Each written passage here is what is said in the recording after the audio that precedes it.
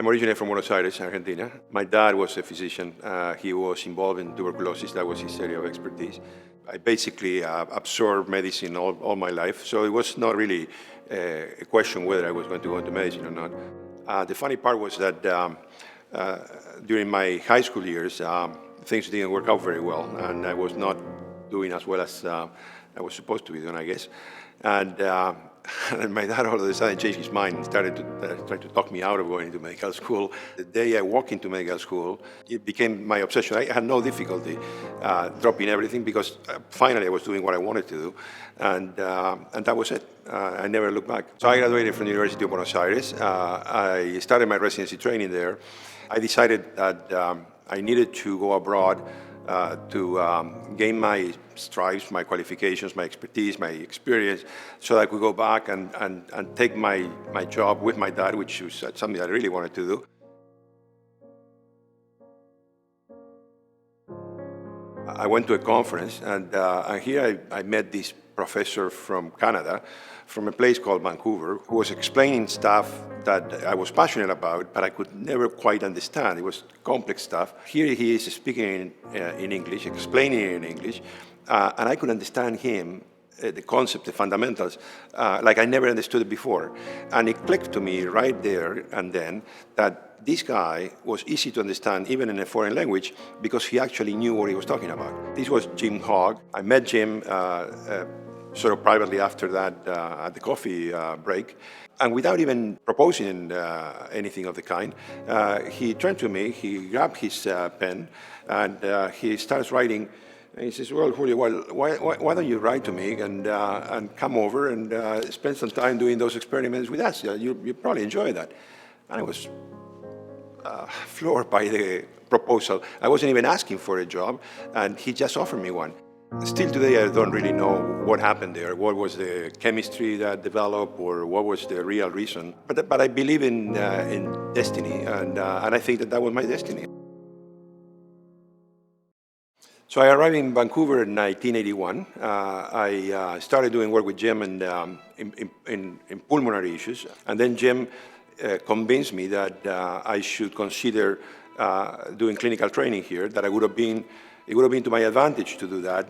I did a couple of years in internal medicine, and then I was doing my pulmonary fellowship with Peter Parry, Lindsay Lawson, and a number of others, and that was in the mid-80s, 83, 84, 85, when the HIV crisis, and we didn't even know there was HIV in 83, hit Vancouver. And being the sort of lower-ranking member of the troop, I was basically asked to look after people in emergency that were coming in with a killer pneumonia, pneumocystis pneumonia. I remember one patient. She was flown to Vancouver with a pneumonia. They didn't know what it was. We came up with the diagnosis of HIV-related pneumocystis, and we were desperate. We didn't know what else to do, and so out of desperation, we started to do bronchoalveolar lavage. And when I did that, I remember, and I have the picture for the longest time with me, I remember a cast of the airways coming out in the bronchoscope. And I look at that and I said, this is incredible. I mean, this woman is drowning because she cannot breathe. Her lungs are blocked, her airways are blocked. And so I took that to pathology. I said, Julio, this person is full of an inflammatory exudate. And we said, wow, if this is inflammatory, then maybe we want to try corticosteroids, an anti-inflammatory.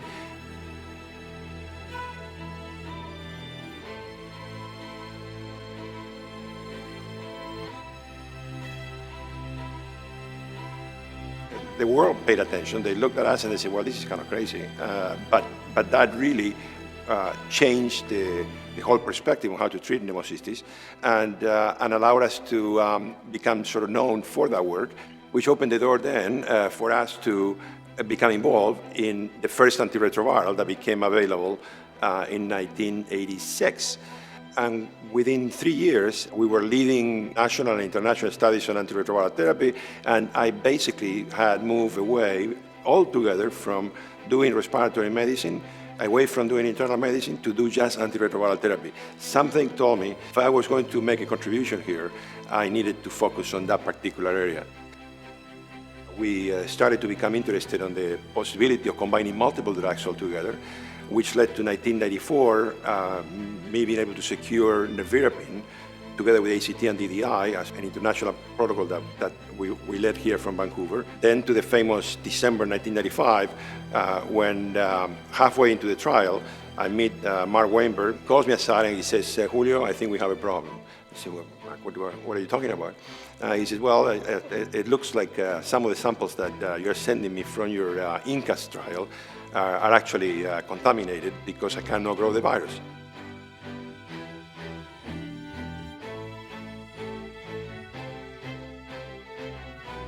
And lo and behold, that same month in December, we saw for the first time that upon starting triple therapy, the viral load was going down and it was staying down.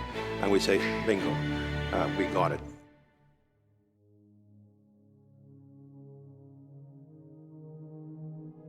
That was a year that we were hosting the Vancouver conference in 1996, and we decided to go full way forward and recommend triple therapy for everybody. There is a moment of incredible joy and jubilation, but at the same time, you say, so then what? And so heart became the thing, and then the so then what became us noticing that treatment could prevent transmission.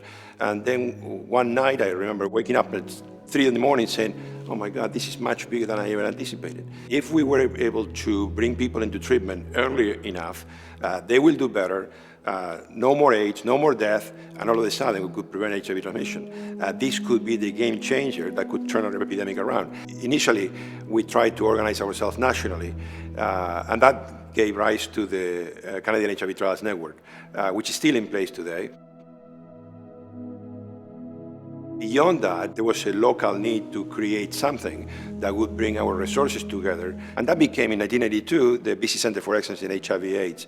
That and the decision that was made to not only give us access to the medications at the center, but also to make antiretroviral therapy free, fully free in the province of British Columbia, the only province in Canada that made a huge difference so that we could ensure that people could access treatment effectively. The center really has become a mecca of research, but not just the research in a traditional sense, bench laboratory research.